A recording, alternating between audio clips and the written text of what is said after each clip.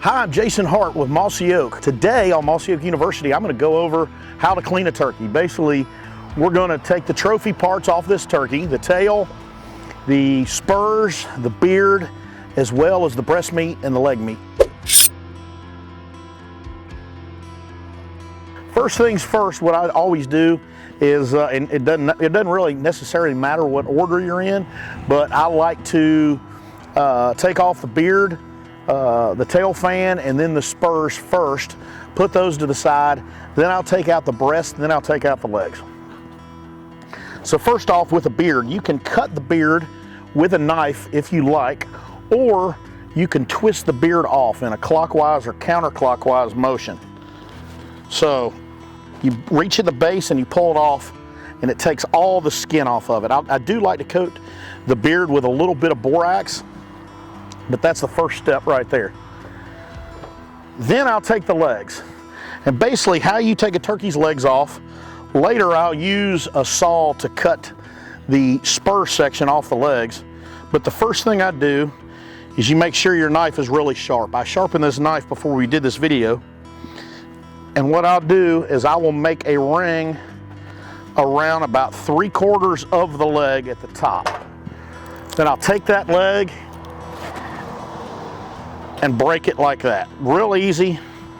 One little cut of the knife, and there you've got a leg to preserve. Now, you can use borax on the tip of it and dry it out, dip it in borax, or you can cut this off to utilize the just the spur section.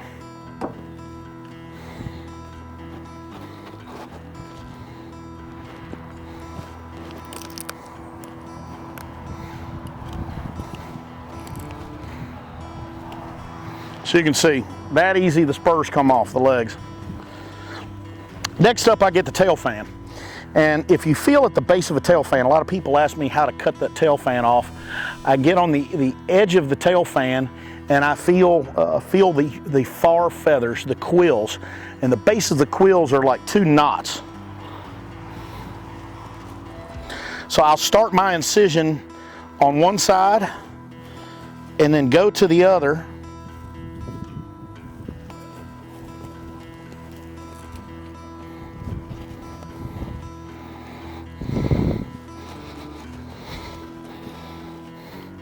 And then usually in the center of the tail fan, you might have to cut through a little bone.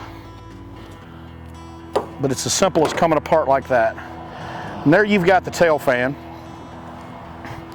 And then what I'll do is when I'm in the field like I am now, I'll cut as many of the feathers off the back side and as much as the feathers, skin, and fat. Because the more you cut off now, the less you'll have to cut off when you're preparing. So you want to leave a little bit of meat on there, but not too much for when you're preparing a tail fan. So there you go, you can see the back side. I'll still take a knife and try to trim a little bit more. And you can also take like a wire brush to knock that down, but that's basically what the back side of the tail fan looks like. So what I'll do is a lot of times I won't get to, if I'm busy, I won't have the opportunity to dry my tail fan immediately. I'll have it in the freezer. So what I like to do is I take a plastic bag. The gallon size works really well for the breast, for the legs, for the beard and the spurs.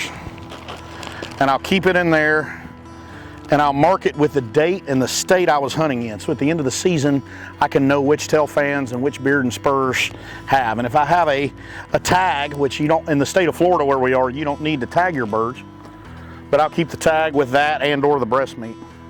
So next up, I'll breast the bird. Breast meat is without a doubt my favorite meat. It's a white meat. And what you do to breast the bird is you'll feel, if you put the bird on its back, you will feel a bone. That's the tip of the breastbone right here. And I like to start my incision there. I'll just spread the feathers a little bit and start a small incision right there. And what I'll do is I will get my fingers in that incision and I'll just pull and peel. Pull and peel. And a lot of times I'll pop the legs out of the joint down there, which makes it a little bit easier. Now you can see this bird, a couple of the pellets got in the breast right here, but I'll cut that out to make sure that when you're eating the bird, you don't get the pellets in your teeth. But you'll just cut a little section of any piece that's shot up. And then here at the breastbone that you can see, this is the top bony. I start by cutting around the edge of that, and then I'll just follow the breastplate down with my knife as close to the bone as I can possibly get. And I'll just cut down. The piece on the inside, a lot of people like to refer to as the tenderloin, is one of two pieces of the breast meat.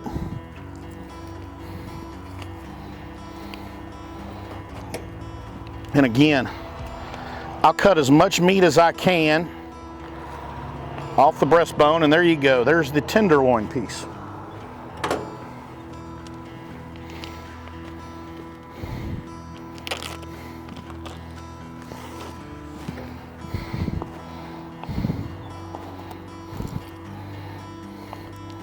And again, I try to cut as much meat as I can off the breastbone.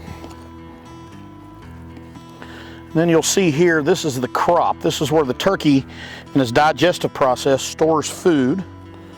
I try not to cut that, but sometimes you can cut it up to see what your turkeys have been eating locally.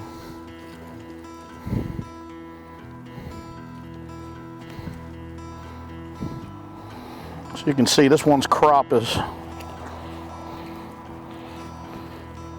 swelling up.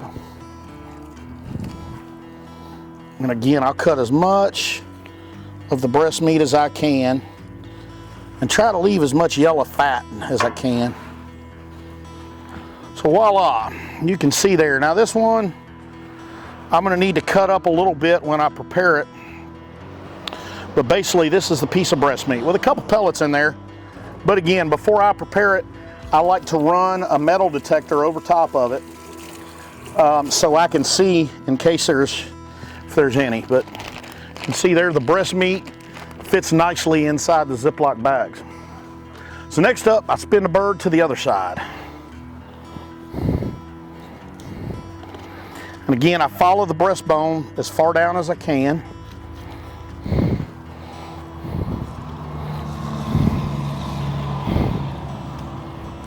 Get the tenderloin out.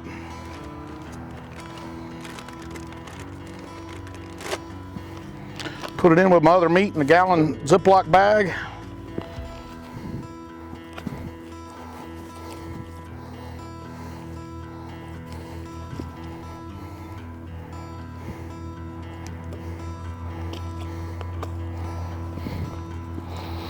Try to get as much of the breast meat as I can.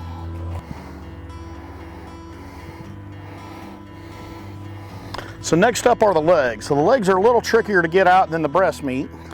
Is skin as much as I can as far as the skin off the legs.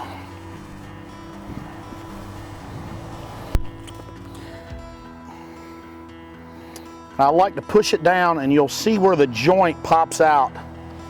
And then I cut as much meat from around that joint as possible.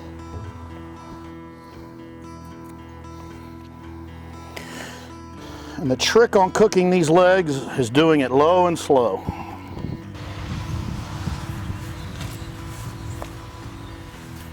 So I try to take as many feathers off of it as I can. Again, you can pull more of them off when you're preparing, but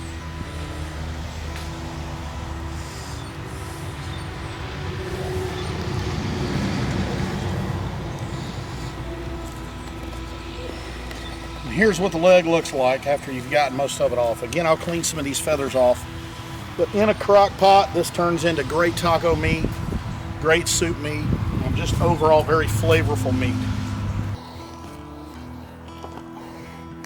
Here you can see where the leg joint connects to the body. You pop that out, and then I use that as my guide to cut as much meat around there as I can.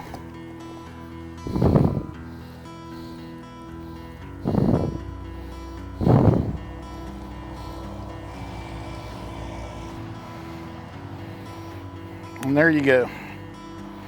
Here's the second leg removed. And again, we try to pull as many feathers off of it as we can, wash it, and again, you can put that in the freezer and take it out and finish cleaning again when it's time for preparation. And there you go, we have finished cleaning the bird. We have 2 turkey legs, 2 sides of turkey breast, a beard, and a tail fan. That's the main things you need to know to clean a wild turkey.